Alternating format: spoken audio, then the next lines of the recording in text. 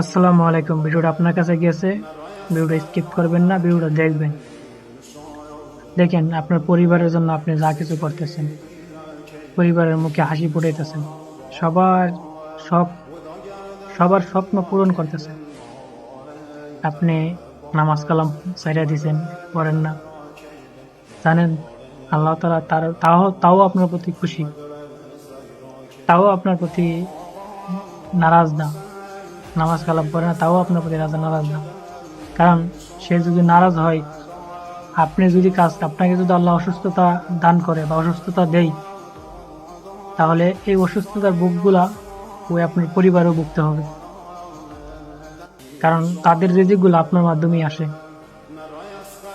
হয় আপনি সুস্থ আছেন, পরিবারের দায়িত্ব নিয়েছেন, পরিবারের মুখে হাসি ফোটাইতেছেন, আলহামদুলিল্লাহ, সবাই আপনার প্রতি খুশি।